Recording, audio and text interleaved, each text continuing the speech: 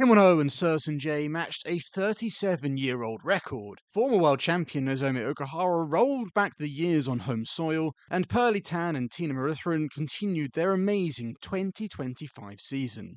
I'll be talking about all of that and so much more on this week's episode of Beckman's Breakdown, the show where I take a look at all of the BWF World Tour events from Super 500 all the way up to Super 1000, including the majors and the team events.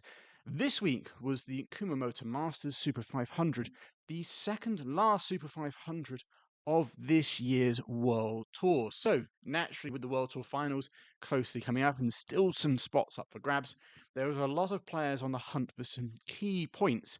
And obviously, there were some players just looking to do very well and maybe get their season back on track. As I said, plenty to talk about.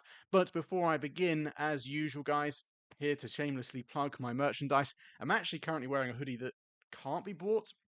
This was one of the original designs. I went for the other one in the end because I just thought it was a little bit more simple, something to start with. But this one, if you like it, then maybe we could make it. We could make it happen if you think it's good. I am actually in the process, talking of designs that you can't buy, of coming up with some new ideas for kit, new ideas for merchandise. So be on the look on that for in the new year. I think I'm going to push on with it then. I think I've got too much going on from now till the end of the year to really concern myself with the merchandise. But if you like the look of the merchandise I usually wear, like I said, you can't buy this one unless you really put in a special request with me, then obviously click the link in the description below. I'm not sure if there's still 20% off. I think we've had enough customers for that deal to go. There might still be one or maybe two. But I know that there's free worldwide shipping and that will continue. It could be a really good Christmas present for someone you know that not just enjoys badminton, but possibly is a fan of this show. But anyway, shameless plug out of the way. That's enough of me talking about my kit. I want to get cracking on. And the first thing that I want to talk about in this video is something that got me feeling incredibly nostalgic. Plus, it was also linked to probably one of my favorite matches of the entire week at the Kumamoto Masters. I'm, of course, talking about the women's singles, more specifically, Nozomi Okuhara and Ratchanok Intanon. So I'm going to start this section off by talking about Nozomi Okuhara. Now, Nozomi Okuhara got a lot of attention from the media and from fans past week in Kumamoto Masters. And obviously a big reason for that is that the Kumamoto Masters is a Japanese tournament and Nozomi Okuhara is Japanese. So, of course, if she does well, then she's going to get... Naturally, there's going to be a lot of attention upon her. But more than that, it's because Nozomi Okuhara is an incredibly decorated player. She's a player that's achieved almost everything there is to achieve at badminton. She has been world number one. She's won the All England twice. She's won the end of year finals, like the World Finals. It was called Super Series Finals when she won it. She's won the World Championships. She got the Olympic bronze medal. Yeah, like I said, list of achievements goes on and on and on. She was an integral part of the golden generation of women's singles that we constantly get heard talked about. Something I always mention, and she was someone who was at the heart of that golden generation. She was one of the top players. However, over the last few years, we haven't really seen her playing at the highest level, or the level that we know that she's capable of. You know, a big reason for that is that she has been struggling with injuries over the last couple of years. I believe it's been more issues around her calf. And it's always been a case of we've seen glimpses of Okuhara possibly refinding her form, refinding the kind of game that we know that she's capable of, only for her to have to retire, or suddenly there's a post from her saying that she's got the issues have flared up again. And so there was constant setbacks for her. She'd constantly you'd see glimpses and you'd be like, yes, Nozomi Okuhara is coming back. Such a lovely player to watch. And then there'd be an issue with her calf, or there'd be another injury, another setback, constant setbacks. So the fact that the way, obviously we could look at this tournament and go, well, she reached the semi-finals in the Kumamoto Masters. Great result. She beat Akane Yamaguchi, the current world champion, in the second round. She would have pushed Ratchanok Intanon, a player who's just made it back into the top 8. In the semi-final, she lost to her in 3 games and had a great chance to win there. We could easily look at this and go, well, it's one tournament, but what if the injuries flare up? There's always going to be that little bit of doubt. I hope that's not the case, because the way that she was playing this week, She looked physically better than I'd ever seen her. And that goes actually, I would say, almost throughout her whole career. She looks leaner, she looks fitter, she looks incredibly quick on her feet. Her defensive footwork was great. She's obviously always known for someone who fights for every single shuttle. I mean, she's similar to Yamaguchi in terms of stature, very small, so retrieving is a big part of the game. But she also looked incredibly sharp in her attacking shots. I think her reverse slice and her straight slice, both slices from her round the head corner, always been two great shots of hers. I Again, I would say that they looked as sharp as they've ever done, especially a reverse slice. It was coming off her racket, super quick, but dying really close to the line. That's an incredibly difficult shot to do, and Nozomi was doing it consistently well. So she was kind of playing the kind of badminton that, I've recently done a video on her actually looking at her world final from 2017. And so I watched quite a lot of matches from her early days and from like 2015, early 2016 when she was getting some of her best results.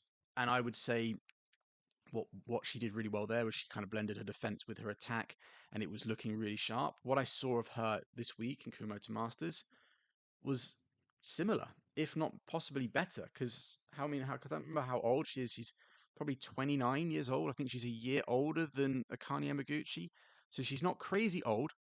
So she still could potentially have a few more good years left in her, but she just looks physically really good, quick on her feet, light on her feet, moving well. There seem to be no issues with said calf injuries. So with that in mind, I really do hope that obviously she can take the level that she produced and she can go on. I will talk about Ratchanok in a second. She set a goal of getting back into the top 8 in the world, and she's achieved that now.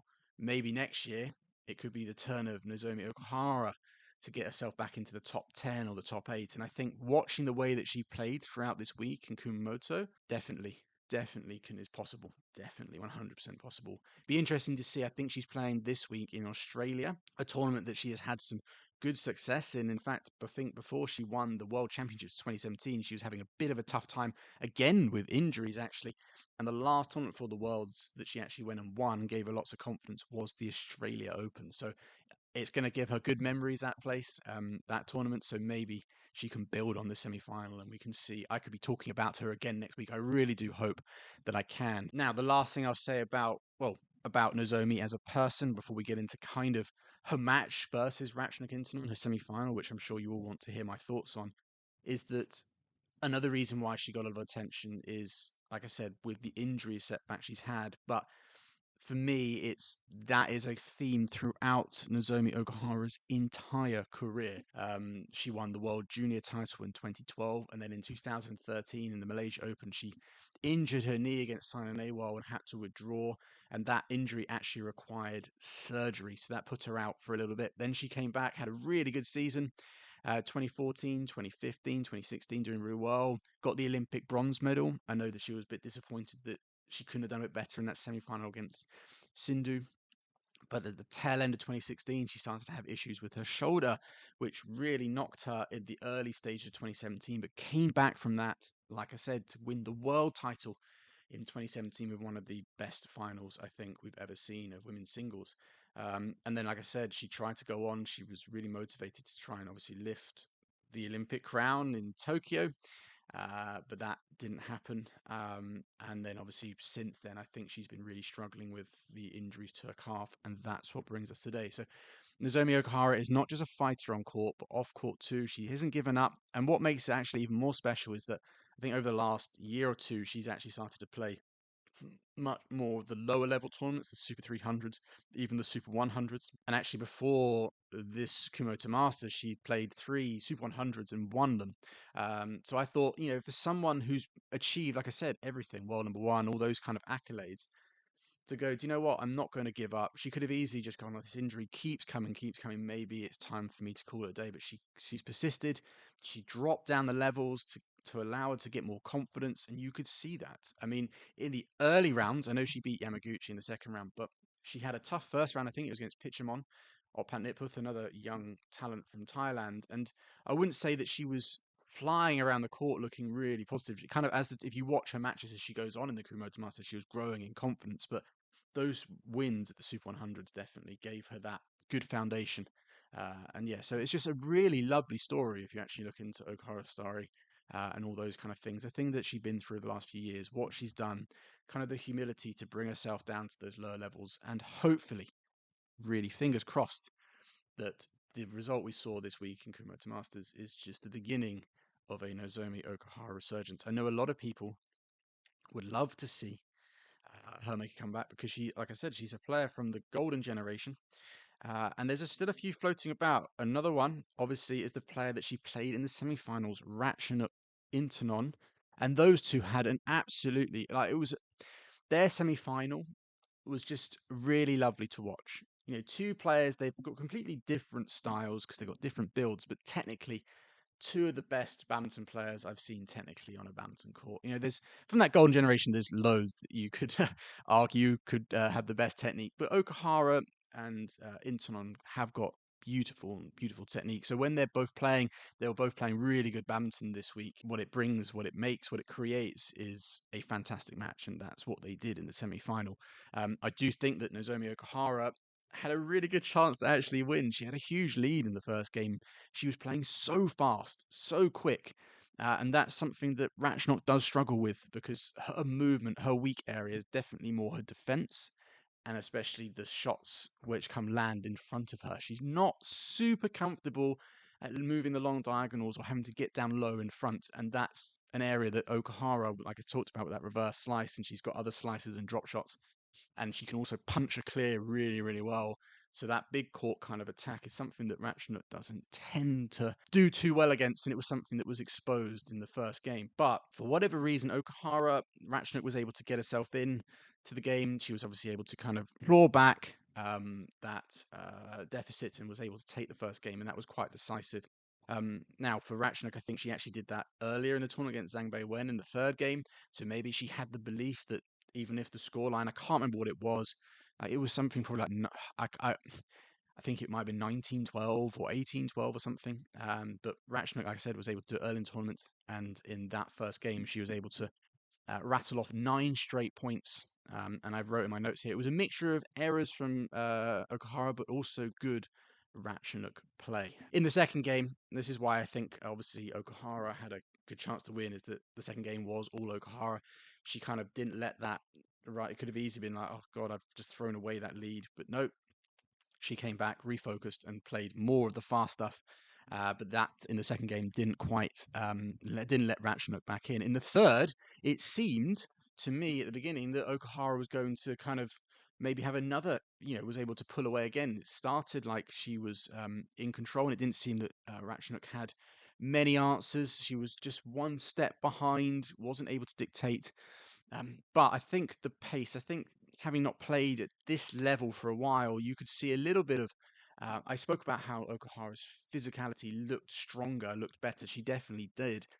But I think playing at that level, playing at that intensity, maybe she isn't quite used to that under those tournament conditions. Because in the third, I think her pace dropped a bit because she was a little bit tired. And that just allowed Ratchanok in. And then combine that with the fact that Ratchanok played in that third game some of the most accurate badminton. Her attacks were laser focused on the line. She hit some clears that you honestly couldn't have walked around there and placed it on the line better. And not only that, is that she followed in very well. I think she started to get confidence from the fact that her attacks were getting more accurate, so she was more. She knew what kind of reply she was going to get from Okuhara, and she could really come in and capitalize. And she kind of ran away from it there. So in the end, it was, like I said, Ratchanok that came away with the win. I think for Okuhara, that losing that first game was quite critical. But it was, like I said, it was a brilliant match, really good. It was a real throwback. I felt like there was some nostalgia for me. Those two players have played each other since the junior days in 2011. I think they first played in the semis of the World Juniors. I can remember watching that video on YouTube. Someone had some camera footage, and obviously they've played each other multiple times over that. Okuhara does have the advantage, and I can see why, because the way that she can play can expose some of Ratchanok's footwork weaknesses. And it seemed like she was doing the same in this tournament, but just wasn't able to sustain it. Final thing, obviously, about Okuhara, I already said this. Ratchanok Intanon set a goal at the start of this year to make it into the top 8 and qualify for the World Tour Finals. She's done both of those things, and I really hope that maybe we can see next year Nozomi Okuhara do the same. I think the way she's playing, she definitely can. So I obviously want to finish this little section off talking about the final, because Ratchanok was able to back that semi-final win up by winning the final and the title against Gregoria Mariska Tunjung of Indonesia. I will talk about Tunjung a little later. There's plenty I can say about her. Someone asked a question about her, and I just think let's keep this section nice and concise and leave my thoughts on Tunjung because, it was quite an important tournament for her as well. Now, in the final, for me, I hate to say it, but I think a big part of Ratchanok being able to win was Tunjung committed far too many errors. I think I didn't count them, but based on top of my head and from what I can see, almost half of Ratchanok's points in both games were errors, and they came at some bad times. I think there was a moment in the second game where Sin Tunjung got the game level and seemed to be finding her rhythm, finding her game, finding what was working. And then she ran like a spate of 4 errors. I think there might have been a few service return errors as well in that. And that just opened up the gap and gave Ratchanok the belief that she can carry it home. Because like I said to you about where Ratchanok struggles a bit is moving the long diagonals and moving to the tight front court, whether it's a deceptive hold or a sharp drop shot or that kind of.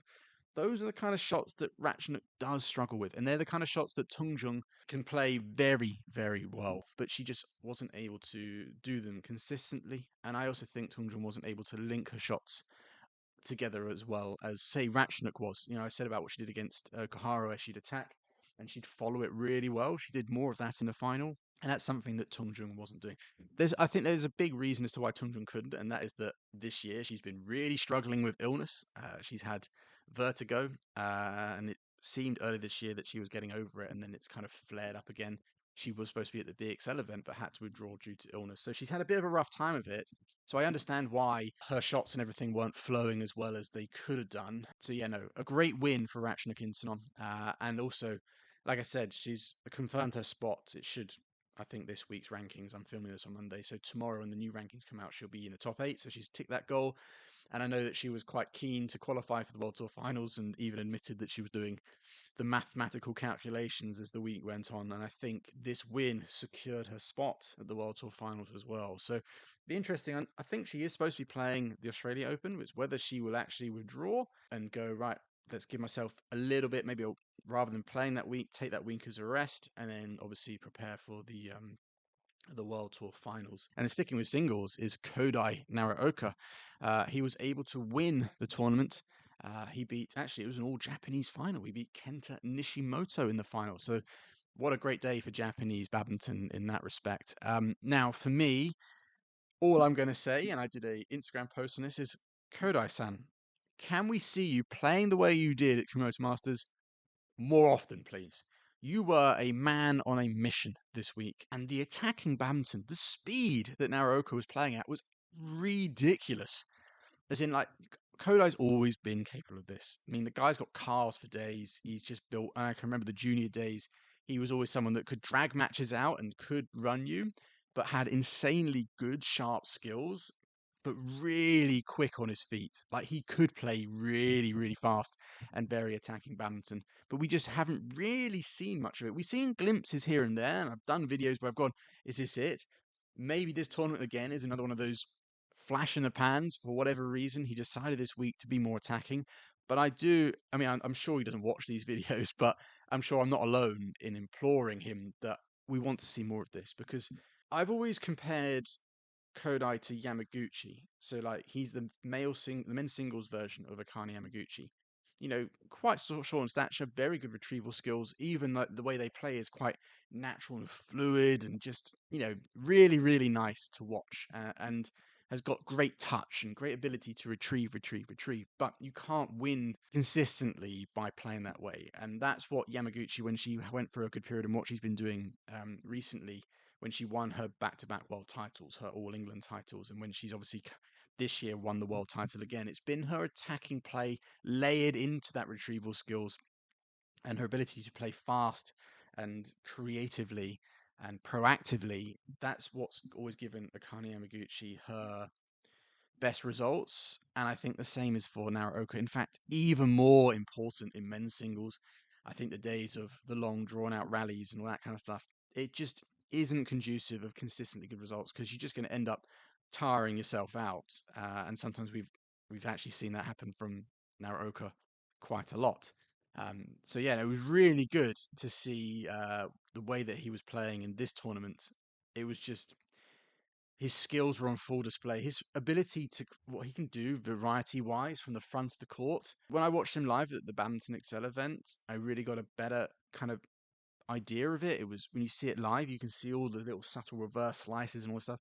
On TV, it doesn't come across as much. But watch it live. I'm sure if any of you watched him live, you can see that he's got so many good skills. The final against Kenta Nishimoto was the only match where he actually got taken to 3 games.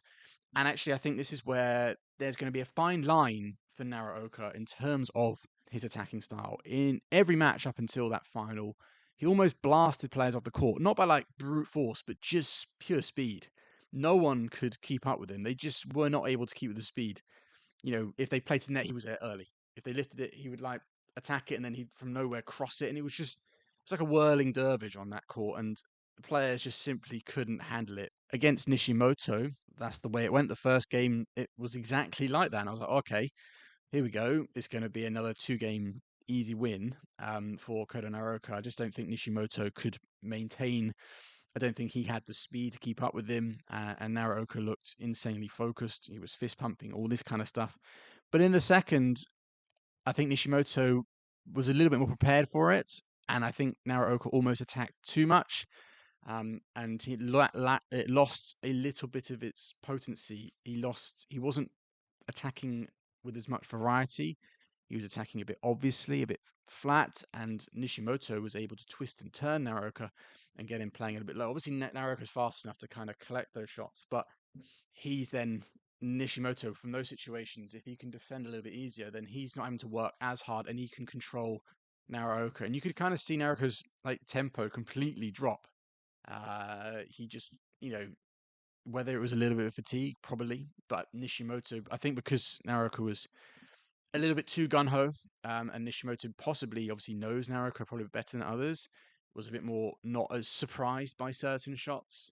He was able to counter Naraoka very well. And actually, when I was watching this, I was like, this is going to set up for quite an interesting third game, because I thought, oh, will Naraoka try and revert back? Will we see him go back to his older style and kind of grind out the third game? But actually, in the third game, I thought that Naraoka kind of combined his styles quite nicely. And that's actually, if you watch the third game of the final, I think that's kind of where Naraoka can go.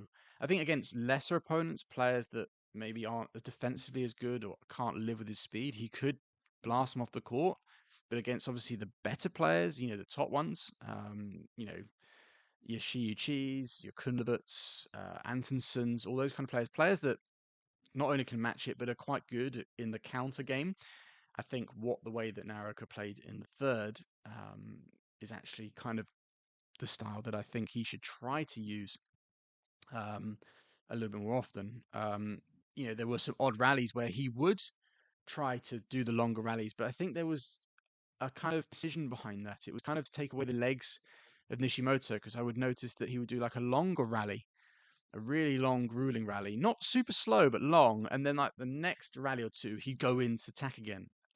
And then, so it's kind of like mix and match of trying to kind of throw Nishimoto's rhythm. And I've always felt that, Naraoka can use those long rallies to grind opponents, maybe take their legs away a little bit. I know it's going to affect him as well, but then he can kind of shift on it and go back to that attacking. It's all about blending and finding that balance, and it's always going to vary depending on who he's playing against. Last thing I'll say about Kodai Naraoka, which is something that he has to bear in mind, because I know Jill Clark mentioned this quite a lot, is that he's known, and he does take quite a long time between points. I think in that third game, I think Jill kept saying that's 1 minute between the rallies, or that's 54 seconds. That's almost a mid-game interval. Now, I will say, I think there's a reason. Some of the rallies before those were insanely long, but Naraoka is known for taking his time between points. Obviously, when the stop clock is implemented, I think a lot of players are going to be affected by that. But Naraoka maybe needs to consider that. That'd be quite an interesting thing of him. Can he sustain that attacking speed and that style under those conditions? I'm sure if he's training for it, he will be able to, but it'll be maybe quite interesting to begin with. So yeah, no, I'll finish by saying that it was really good, refreshing to see Kodai Naraoka play the way that he did. And I do think that that third game in the final against Nishimoto is kind of the approach that he's going to have to do. I was thinking about what caused him to play like this. What was the reason behind him suddenly changing his style? And not only that, but far more vocal. Naraoka's quite a chill guy usually, always laughing and joking. Doesn't seem to be someone that takes things overly seriously. And I think I chalked it up to two reasons. One is it was in Japan, and obviously he wanted to do well. And two, I think World Tour finals were on the line. I think him, Sen, and Loki and you were all pretty close, and they were all doing quite well in the tournament. So I think he saw that he had to win this tournament or get a really deep run to kind of confirm his spot. And obviously, winning this, I'm not sure if it's confirmed it. I think he is playing Australia this week to try to finalize that spot. Obviously, Sen got to the semifinals. And so obviously he's still probably in the running. And Loki knew, what did he get to the quarterfinals? So possibly, if either one of those two wins in Australia or does really well and Naraoka doesn't do too well, then it'll be interesting. And then I think obviously that last spot in the men's singles is still up for grabs. So it'd be quite interesting to see how it goes in the Australia Open. Probably we'll be talking about that same time next week. So moving on, I want to talk about, I think this was probably one of the best finals that I saw, and it's the mixed doubles final. It was actually one of the best matches that I saw at these Kumamoto Masters. It was a repeat of the Indonesia Open Super 1000 final between Ditchpon Superstar of Thailand and Tunjung and Delphine Delru of France. Absolutely amazing badminton. The speed, the pace, the tactical things. It was just excellent mixed doubles. The speed and intensity was just through the roof. It never really let up either. There was a small moment in the second, I think, where the French kind of tactically played so astutely that it almost caused the Thai pair to. They looked a little lost on court. I'll get to that in a second. But, it was brilliant. There's a clear vision. Um, you know, Great badminton. Both pairs had, for the most part, clear vision, placement of shots, variety, working together, covering each other. There was rotation on a mix. Oh, it was. And it was a close game too. It was a really fantastic final. Both pairs were defending well, attacking well, serving well, third, fourth shot well, everything. But I can't just go do these broad strokes. Let's get into it a little bit more. I want to focus actually what the French pair did well, and obviously what the Thai pair did well, and what possibly I might thought was the deciding factor. So I'll start with the French pair. Obviously, they lost the first game, but I still think they did this quite well in the first. I thought one key area, especially in the second, was their variation on the serve. Lots of flicks, wide serves, flat serves into the body, serves to the tee. They were varying their serves almost every single time. And what added to that is they clearly had a clear plan for what happens next. We'd have a wide serve from Jaquel, and Delru would already be miles out wide, ready for the interception. There was a few times where Tom Jaquel would flick serve, Deachbon or Superstar on the odd side, and then push up and take the central attack, because obviously from there, they would tend to go back through the middle, and Tom would then push up, drive it, especially Superstar, they'd flick her to get her out into the backcourt. Then they'd try and push the next one straight flat her to take it out here. And then they'd both be stepping up. And even within the rally, they were looking to try and do that a lot. If Deachpon was returning, they would try and send it over quickly to Superstar to get to the back. And then they would really step up and try and anything she attacked, they try to drive it at her to get her to kind of play it, and then they would both push up. So that was some really good area. And like I said, in the second game, I felt like the French did that so well that the Thais, they looked a little lost. I also think throughout the whole game, one other thing the French pair did really well, like I said, they were pushing up the court, which is definitely an area where they're so good in that area. Whenever you see them do well, pushing up onto the midcourt. I know that's a mixed doubles or a doubles thing, but the French pair, when they're doing that, they're in good form. I felt that something that I criticized them, or especially Tom Drakel, for in the final at the Hilo Open against Christiansen and Bowie, was that Tom Drakel was overcompensating a little bit at times, and they looked a little bit uncomposed. They lost their composure a bit. In this final, and even though I know they lost, I know that Deachpon Subsahara did win, but I think throughout they maintained their composure really, really well. Their positioning, they didn't really kind of run into each other. There was some odd moments, but that's going to happen. But for the most part, very composed. Jaquel was not overcompensating, and Delru was doing her usual little soft pushes through the front player, landing at the feet of the rear player, and then she's so good at ready to intercept. And actually, I would give Delru credit that when she was pushed to the back, she dealt with those situations quite well. Nice, patient attack, looking for her chance to come forward. Really, really good stuff. There's not really much to say negatively about them, even though they lost. It was just, the Thai pair, let's focus on them. Like I said, first game, kept their composure. They were speedy. They were a little bit more alert to what the French were doing. In the second, I said they kind of lost their way, but that was mainly down to French pair tactically playing really good, and they did drop their speed. And in the third, I think that's something that Deechapon talked about in his post-match interview. He said that they wanted to make up for their loss to this pair in the final of the Indonesia Open, and they felt that one area they did lose out was their speed wasn't high enough. And definitely in the third game, you can see the tempo and the intensity go up, especially Deechapon. He's so good. As I always said, one of the best lateral movers, so around side to side, but he was making an even bigger effort to get underneath as many shuttles as he could on the round ahead. And I also think him and Superstar as well, stepping into things. So I felt that in the second game, like I said, they looked a little lost. The French pair were pushing up, and I thought the Thai pair was sitting back. They kind of stood a bit static, a bit stationary. In the third game, even in those same situations, they were forcing themselves, Deechapon and Superstar, to try to step in, to try to take the French pair on in that situation, to not be pushed back, to hold their ground and to push forward.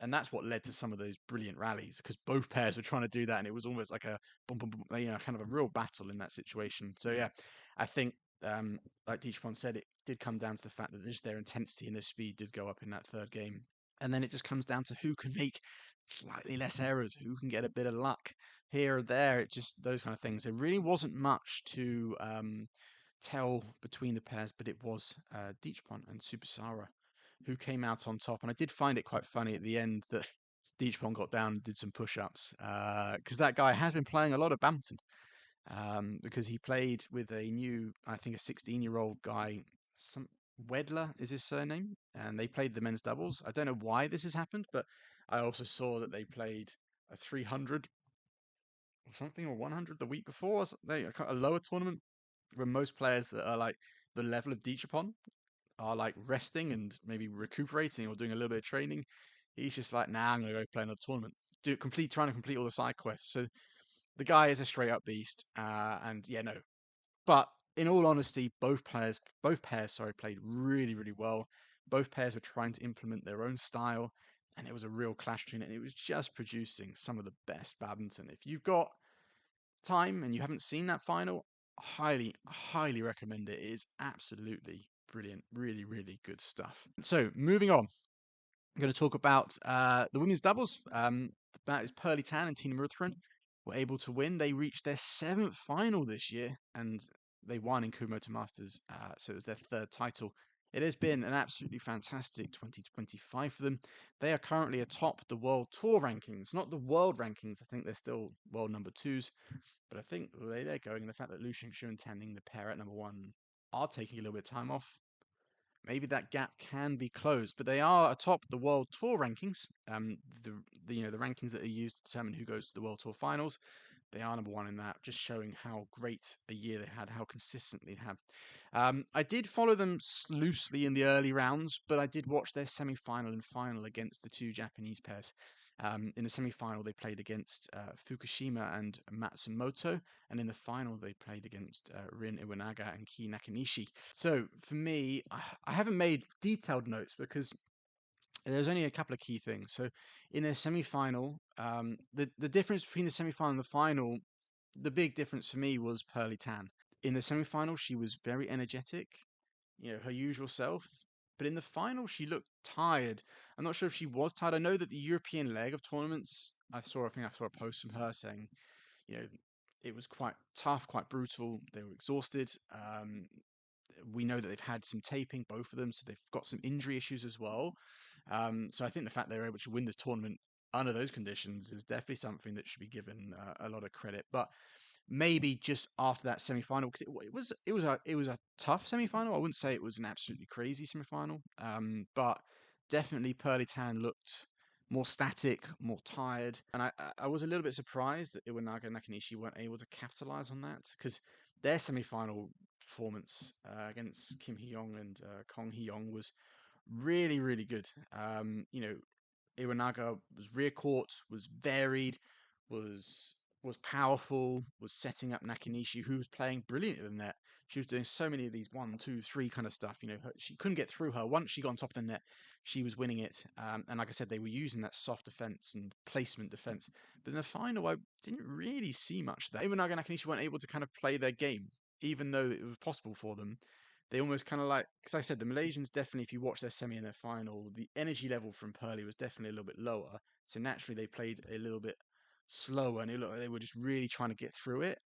And I just felt watching, I was like, if Iwanaga and Nakanishi could just impose a bit more of what I saw in the semi-final, I think they were the fresher, the sharper, the fitter of the two pairs.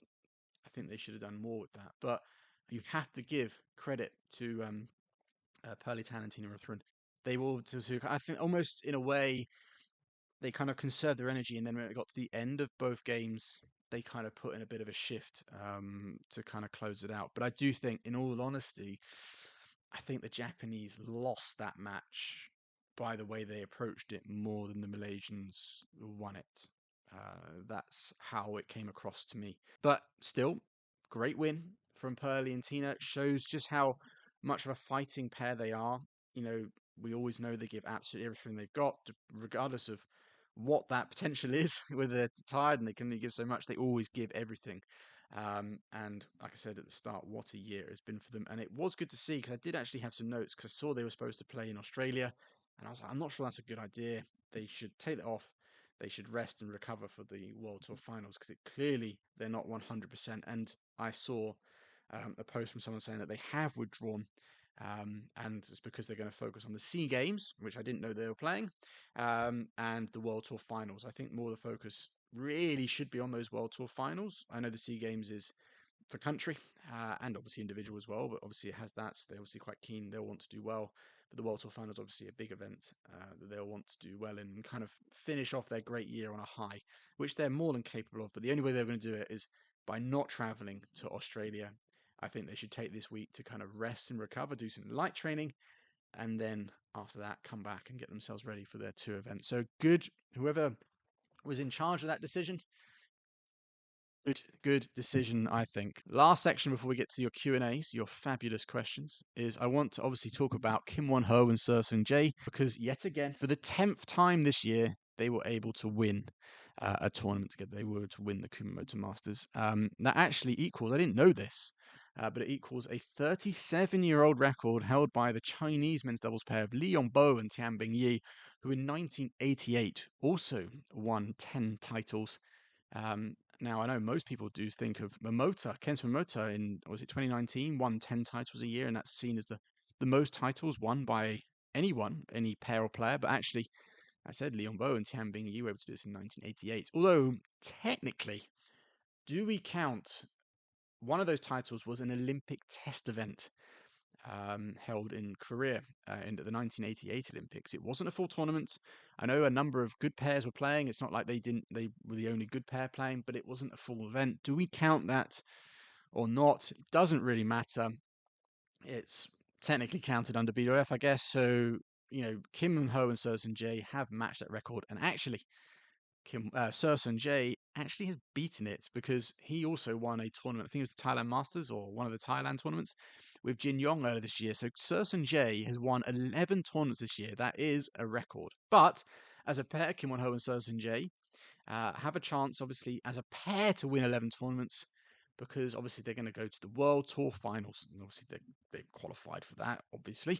And so can they make it 11 titles as a pair? That would obviously put them ahead of Li Yongbo and Tianbing Yi and Kento Momota. And if Seung Jae does that and wins 12 tournaments in a year, that's absolutely outrageous. And another thing they could do is they could do what the Daddies did in 2019. I think they were the first pair to do this, where they won all three majors in the same year: the All England, the World Championships, and the World Tour Finals. So can Kim Won-ho and Seung Jae do that? It's going to be difficult to see any pair that can beat them. But, and this is what I want to talk about in this section a little bit more, is I think the final of these Kumamoto Masters gave us a little bit more of an indication as to the style. It kind of confirmed to me the way that a pair can play that can beat Kim Won-ho and Seung Jae. Now, before I get into that, I want to preface it by saying that This isn't going to be the only style that can beat them. Obviously, there's many factors that go into a pair winning or losing. If Kimono and Jay have a particularly bad day, or a pair that plays with whatever style has a brilliant day, they can beat them. No pair, no player is unbeatable. We've seen that. Things can happen. But I think the main style that definitely disrupts the Koreans was shown a little bit by the Japanese pair of Midorikawa and Yamashita. Quite a surprise finalist. Those two players, I think they're the Japanese national champions. I think they won it at the end of last year. They are obviously a fantastic doubles pair, but they're obviously more known for their mixed doubles exploits. But they got to the final here playing some absolutely brilliant badminton. And the style that they use, obviously being Japanese, they're very quick and nimble around each other. I think Midorikawa has some absolutely sublime racket skills and ability to play absolutely everything. It's what makes him such a good mixed doubles player, even though he is one of the smallest players on the world tour when it comes to the mixed doubles discipline. But the way they played, because the Japanese won the opening game and then they lost the next two. In that opening game, the speed and pace that the Japanese pair played at was through the roof. And not only that, they were varying their shots, lots of different attacks, stop drops, slices, smashes, cross courts, all sorts of variation. You can't be too direct against the Korean pair because their defense is absolutely ridiculous. Even against this Japanese pair, even when they were throwing the kitchen sink at them and playing insanely fast and all this variety, Kimono J was still able to defend it I say quite comfortably, but they were still able to get a lot of shuttles back. But that style, that variety we saw when Kimono J lost at Denmark Open to the Malaysian pair of Tan Wee Kong and Azrin, they played with that style. On my Beckman's breakdown, I spoke about the reason for that. We've seen Alfie and Fikri defeat Kimono J using a similar style. Lots of variety, lots of different angles, lots of fast rotation, just to unsettle, completely throw the rhythm of the Korean pair. But obviously, the thing that Midorikawa and Yamashita do lack is a little bit of firepower. And I think eventually the Koreans were still able to, like I said, to defend quite well. And they were still able to get enough shuttles back that it definitely affected the Japanese fitness. The speed, they weren't able to maintain it for more than that opening game. It was ridiculous speed in the first game. But I think the Koreans were like, well, okay, see, I'm sure, I can't remember if it's, I don't know if it was Park Ju-bong behind the court. I can't quite remember right now, but I'm sure Park Ju-bong went, I don't think this Japanese pair are going to be able to maintain this. So just stick with what you're doing, keep defending, keep staying solid, and once their pace slightly drops, you're going to get opportunities. And that's exactly what happened. The next two games, the Japanese pair didn't play badly. They were just not able to move around as quickly, get into the same positions as they were in the first. And like that, also, I think the Koreans kind of figured out what they had to do and kind of got used to playing the Japanese players. And once they found their rhythm, they are that's why they're winning all these tournaments. Is not only are they very solid, they're both equally good from the front and the back. Good defense, good attack. Every single department covered, but they're also very astute as to what's happening. They can change their tactics. How many times I've spoken about the pairs that have beaten them, but we've also seen matches where the same pairs or other pairs have won the opening game against the Koreans, and almost it's looked a bit like, oh god, the Koreans are off here, they're going to lose, and then they're able to turn it around. They're able to either kind of just change something or just have belief in their game or just they're just getting used to the pair that's playing them and then they're able to find out counters. And that's exactly what they did again here. That is another mark of a champion pair. So, yeah, I wanted to kind of use this section to say that I felt the Japanese did again show us the kind of style, the kind of blueprint to how you can defeat the Korean pair, but you have to be able to play the way they did. I mean, we saw this again with Alfie and Fikri in what I can't remember. Was it the French final where the first game they were able to do it, and then the next two games they weren't even in it. Like the Koreans were just that solid, and they were able to. It's hard to maintain it because not only do you have to be very fit to play that fast, you have to be you have to play that lots of variety, which doesn't tend to lend itself to consistency. It's very easy to make mistakes, but you have to be consistent with it. It's a really hard style to play, but really right now it's the only style I can see that's going to beat them. Bar, like I said, Kimono and Serson J having a bad day. One of them or both of them just not quite there that day, and their opponents playing brilliantly. So yeah, looking ahead to the World Tour Finals, it's going to be really hard to see any pair that's going to be able to beat them. I don't know who's qualified. I can't actually remember. I'm not sure if Alfian and Fikri can. Obviously, they're a pair that could beat them. They haven't been playing consistently with badminton, but they've definitely got the ability to play the style I talked about, or at least blend it with a power fast style, and that's Liang Wei Kang and Wang Chan. Because Wang Chan can play the crazy stuff, and obviously Liang Wei Kang's got the firepower. We've got like Aaron Chan and So Yik. They've beaten Kimono and Serson J. So like I said, there are pairs that can beat them, but it's very, very difficult. And it's hard to see the Korean pair not finishing the year with 11 titles, not finishing the year by replicating what Danny did in 2019 and not beating, setting the record for themselves with 11 titles and Serson J going on to 12. So I'd love to, yeah, I think that's enough. I'd love to hear your thoughts on what you think, actually, that a pair can do. What do you think the blueprint is to defeating Kim Won-ho and Serson J? I've kind of laid out my thoughts there. You can go into more detail. I'm more than happy to engage in those comments because it's a really interesting topic.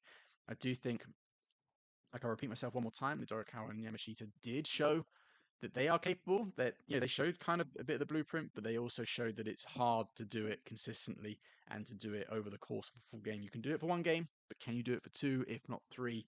That is the question, and that is what makes the Koreans so hard to beat. So let's move on to your Q&A. I picked 3 really cool questions. So let's start with that one about Gregoria Mariska Tunjung. What do you think might have led Gregoria to her 3rd consecutive final in Kumamoto after that rough patch? So yeah, if you don't know, Kumamoto Masters is obviously a tournament that Gregoria Mariska Tunjung likes because she reached the final this year, and it was her 3rd consecutive final. 2 years ago, she won the title. That was her last title. And last year, that was her last final before this one. So clearly, Kumamoto Masters is a tournament, a venue, a place that she loves playing in. Now, what the reason why, I would simply chalk it up to Mariska Tunjung. Gregoria is always capable of pulling off this level of badminton. She is very, very gifted, very, very talented, beautiful style. Like, really nice. I'd kind of like, it's the Indonesian style that I absolutely love watching. It's kind of very much of any really good Indonesian player from the past has always been kind of lovely, skillful, gliding around the court, and Gregoria's got all of that. So she's always been capable of pulling off these wins. I said obviously there's something about Kumamoto. Maybe just the past gave her that little bit of confidence. She when she went onto those courts and she's in that same venue, she's confident. She knows that she's kind of done really well the last 2 years. It probably gave her that little bit extra belief that maybe she hasn't been feeling. But what I do hope it is that it's. I said this obviously about Okuhara at the start. That hopefully this is the start of something a bit more for her. I hope it's the same for Tunjung because she has really been struggling with illness. I think it's been vertigo. I think she had some injury issues before then as well. She hasn't had the best of periods. The illness keeps rearing its ugly head. I think she made a comeback early this year. I think it was at the China Open, and then she finished her match and she couldn't even get out of the chair. Then she withdrew from other events because of it. It's a nasty illness, vertigo, dizziness, all that kind of stuff. I think what I'll say as well about the way that Gregoria played, I thought as each round went on, she gained more and more confidence. She was starting to flow a little better in the early rounds. You could see she's not 100% fit. Now, obviously, she's been ill. I'm not quite sure how much she's able to train. She might be on like a limited training basis, even if she's well enough to compete, and she looked pretty okay throughout the tournament. She did get stronger and stronger with each round, but that's not to say that she's at 100% fitness or that she's training at 100%. Because if there's still a remnants of the illness, or it could come back it could be something that if she overstrains herself, it could come back. I do think watching her, she's definitely not at 100%. I don't even think she's actually that close to it. I was quite surprised, in all honesty, that she was able to reach the final. I think the draw was relatively nice for her, but that's what she needed. But I will say, with each round, she was getting better and better. And I think by the final, she had a decent final against Ratchanok. I did say that the big reason as to why she lost was she committed too many errors, but again, that could come down to lack of practice. But you could see that certain things were starting to come back. She was starting to flow a little bit better. Um, I said another thing she wasn't doing that well was linking her shots. And I think that usually comes down to confidence. You're not quite sure if your shot is accurate enough to get a certain reply. Obviously, the better you get, the more confident and more sharp your skills get, the more belief you have behind them, it's much easier to anticipate what happens next. You don't second guess yourself so much.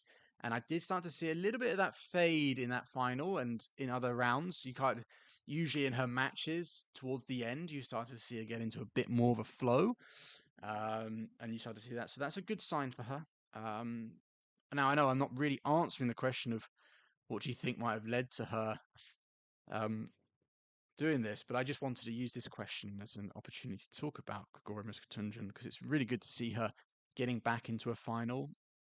And like I've said about a number of people actually throughout this video, I hope it's her way of kind of refine. I hope she's over that illness mountain, that illness. I hope that's behind her, and she can just now focus on getting back to full strength because before she got unwell, I thought what she'd really worked on done well was her foot speed because she's a little bit flat-footed and a little bit slow, a little bit sluggish for top women's singles. Like why she was always struggling to kind of get down into like, the top five was usually a little bit of foot speed, and I felt that was it probably a year, maybe 2 years ago. I can remember talking about her saying that that definitely has seemed to improve. She's worked really hard on it. And so that's why it's a real shame that obviously she's had these setbacks. So I do hope that that's behind her and she can kind of work back towards that. Because if she gets back to full fitness with the skills and the ability she has, she's always been someone capable of being much higher ranked and achieving much more consistent results than she has. So yeah, I do hope that we can see, again, I'm not sure if she's playing Australia. She probably is.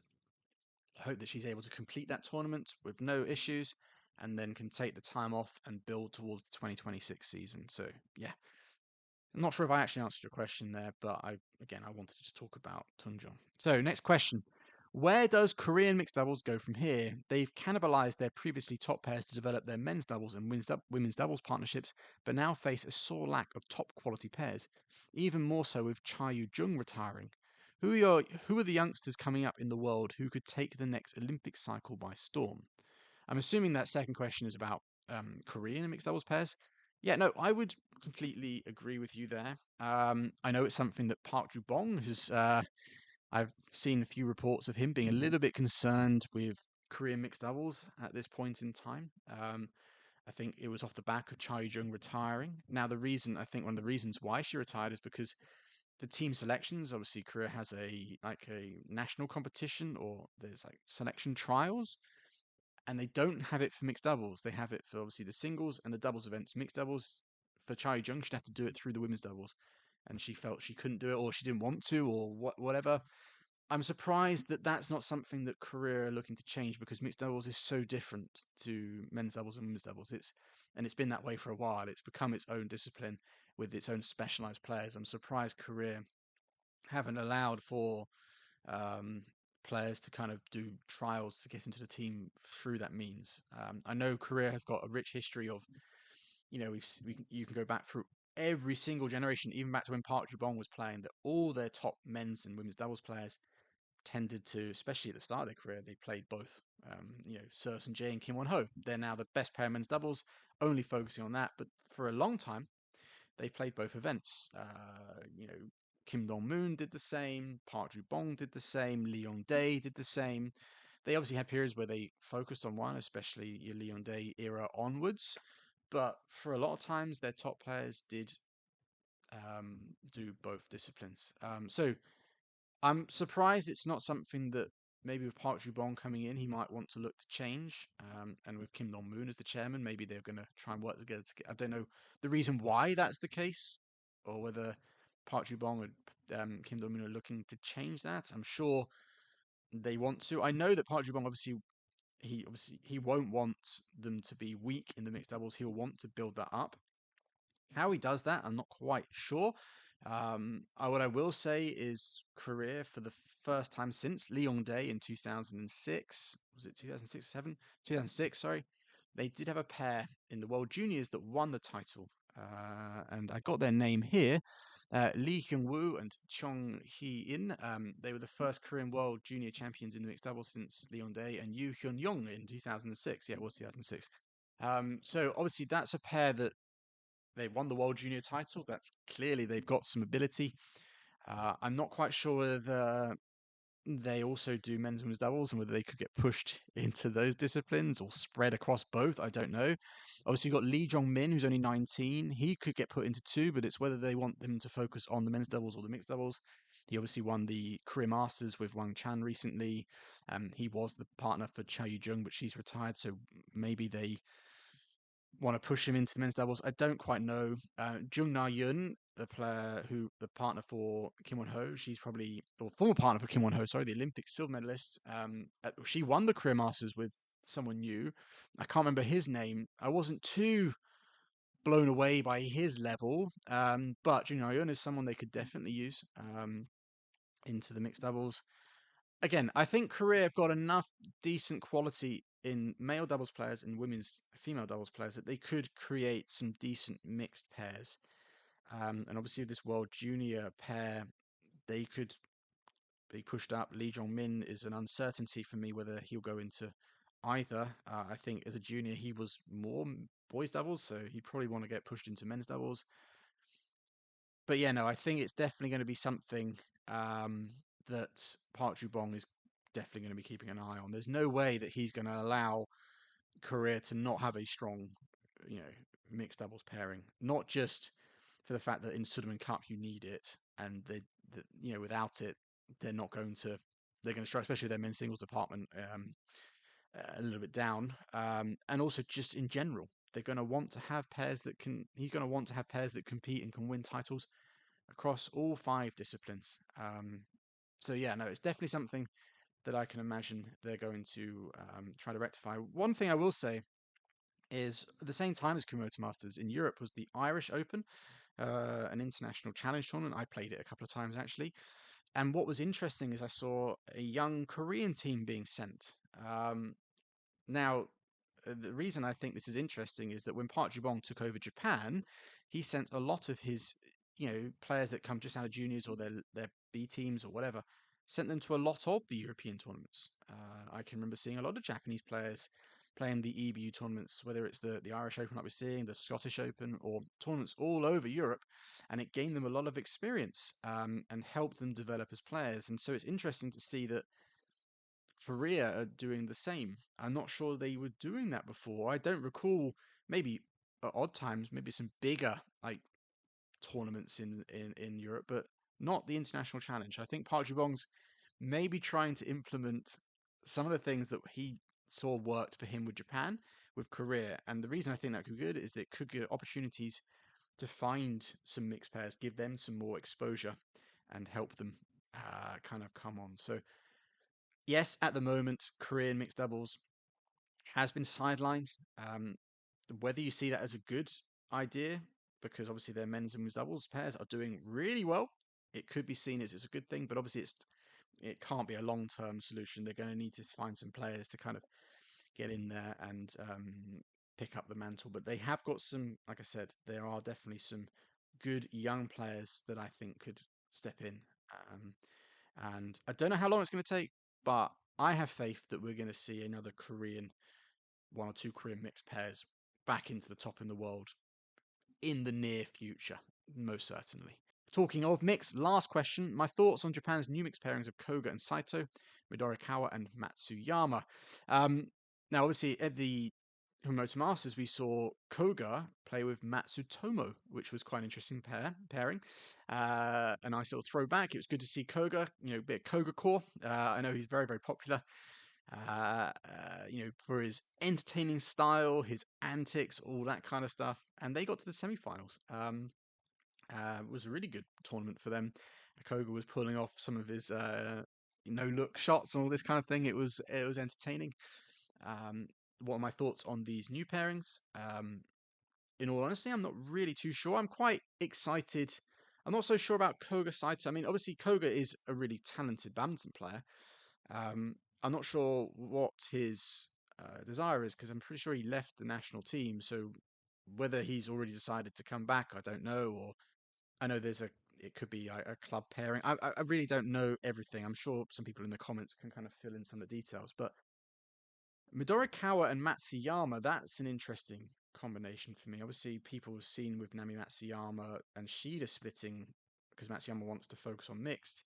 Japanese mixed doubles are looking for a pair that's going to, like Korea, they're struggling with their mixed pairs at the moment. They've got good pairs, but no pair that's really kind of absolutely flying. Midorikawa already spoken about. He is very small in stature, but really, really skillful. Great touch. Very good mixed doubles player. And Matsuyama, I think they might work quite well because she's faster than Saito, but she's also powerful. You know, she's got good attack from the back. She's got good defense. She's got good front court skills. She could really work well as a mixed pair. We have to kind of see. It's obviously a completely different game. I don't think she's ever really played mixed doubles on the international scene, so maybe getting used to certain situations might take a bit of going, bit of time. But that's quite an exciting partnership, actually. I'm quite interested to see how they do because I really do rate Midorikawa ever since I first saw him a number of years ago at the All England. And Matsuyama, I think we'll have to see. Obviously, mixed is a different game. We've seen some female women's doubles players, like say Rabbit Hanty, give her a go at mix, and with some moderate success. But you can kind of see the difference between doubles and mixed doubles for the female player, and some players can't adjust. So it'll be interesting to see if she can adjust. But she's got, based off how she plays women's doubles and her skills and her attributes, I think she's got the makings of a pretty good mixed pair. So I'm quite interested about that one. Koga Saito, I'm not so sure of. Hmm, yeah, I just think I'm not sure Koga's really a mixed player. I know he's done well at slightly lower level tournaments. He's played a few of those and done quite well. And obviously he got to the semi-finals of the Kumamoto Masters. But I think if he played regularly, I'm not so sure. I think other top mixed pairs, I can't see them cracking like the absolute pinnacle. They could be a pair that could get the odd good results. But if you want to look at these two pairs and think, is either of these going to make Japan mixed doubles really strong again? Kaiga Soto, I'm not so sure of. I don't think so.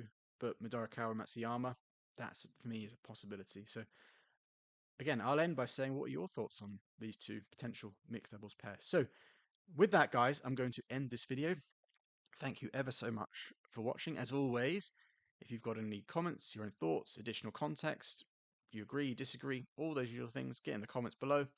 And I'd love to kind of discuss some of those things with you in the comment section. I will be back next week because this week is the Australia Open, the last Super 500 of this year. So the last chance for players to get those qualification points to qualify for the World Tour final. So it's going to be an interesting week. And obviously there's some players that did well, like Nozomi Okuhara, for example, that is playing Australia. Actually, yeah, no, she is playing Australia. She did say, I remember seeing her IG post. So it'll be interesting to see how she does. And there's others as well. So it'll be really cool. Maybe I'll be talking about the same players next week. But there's other things as well that will be going on. So I'll be back this time next week for the Australia Open Beckman's breakdown. So I hope you join me then. Again, thank you for watching, and I'll see you all next week. See you later.